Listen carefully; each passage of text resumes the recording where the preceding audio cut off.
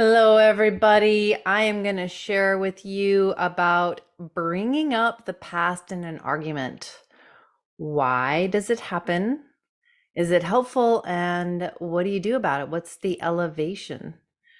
Why? Well, the why is there are a lot of reasons, but it really comes down to the fact that there is a subconscious program that is playing out for the person bringing up the past, and it's all based in past wounding, and it's just been triggered again. So even though the circumstances may have seemed like they got cleared, like everything got worked out, apologies were made, what happened was that there's usually an old wound that goes back even before the last incident that's similar.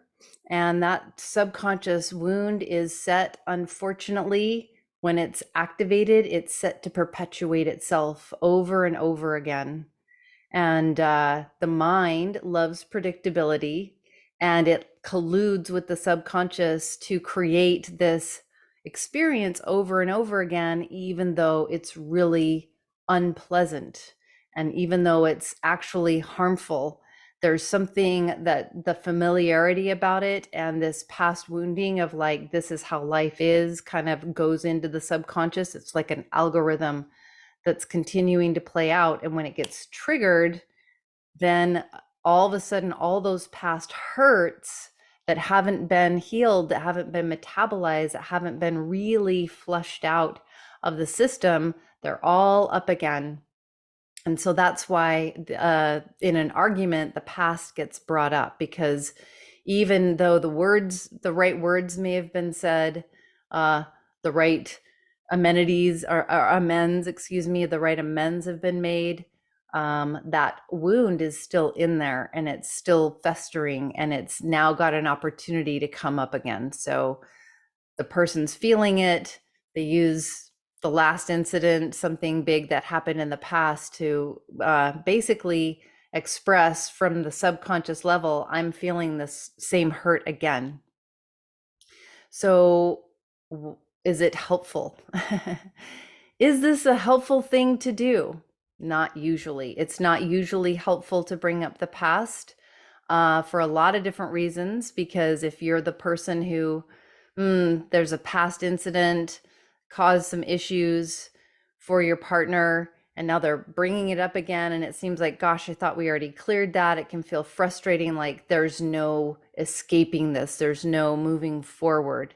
And it doesn't feel helpful. It's like, how do you get out of it? How, is this just, we're just stuck in this forever and it's never going to go away? And whether I apologize or make amends, it doesn't matter. It's just going to keep coming up. So it can feel very frustrating and bring up a lot of resistance and defensiveness and arguments that aren't helpful. But it can be helpful if you can use it as an opportunity to identify that there is something that actually needs to be cleared. And it's not about blame, but it's about recognizing, oh, this hasn't been put to bed. This hasn't actually been healed.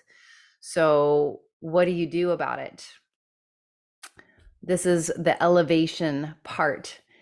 Using this as an opportunity to heal is really, really helpful. For the person who is witnessing, gosh, this is being brought up again, the first thing is, don't take it personally.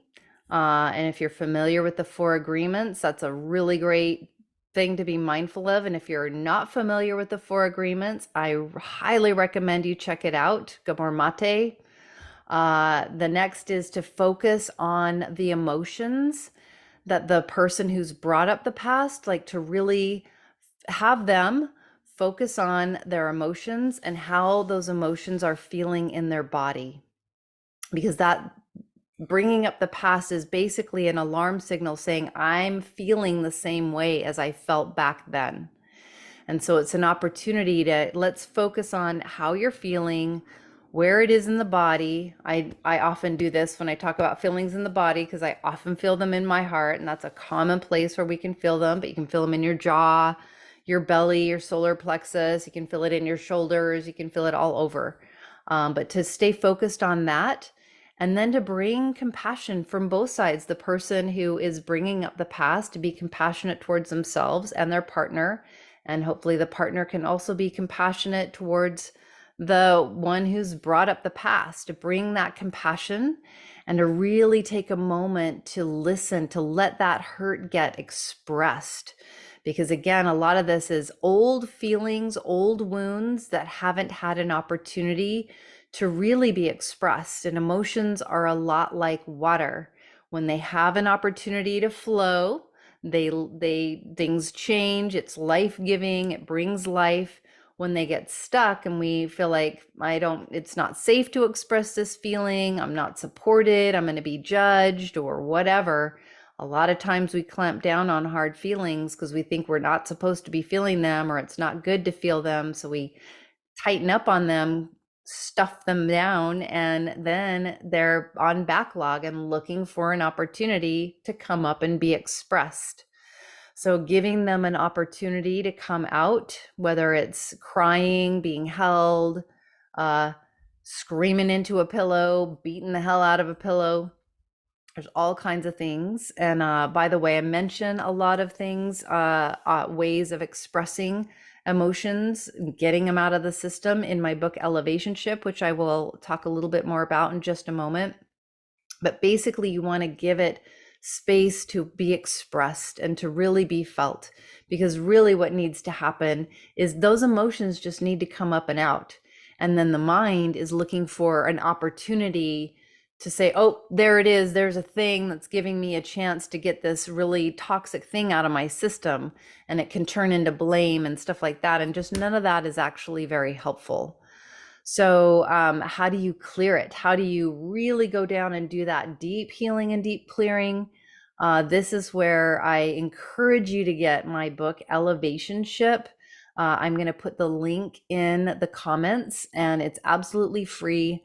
You'll also get a follow-up email from me that has some really great resources from dear friends to support you in your relationships.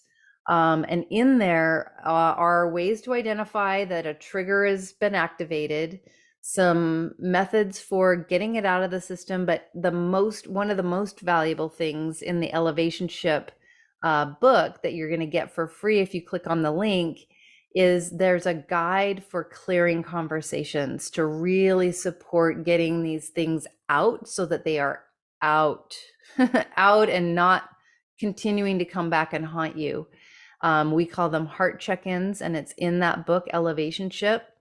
If you've been inspired by this message, please give it a like. And if you have questions or comments, please leave them in the comments, and I will definitely respond to you personally. And I encourage you to subscribe right now so that you can get more videos like this in the future. And if you need some personal support from me, if you're interested in getting deep support for healing some relationship stuff, getting clarity about your relationship, you can contact me at amandaloesch@gmail.com. Until we get to connect again, this has been Amanda Loesch, your Quicker Waker Upper. May the source be with you.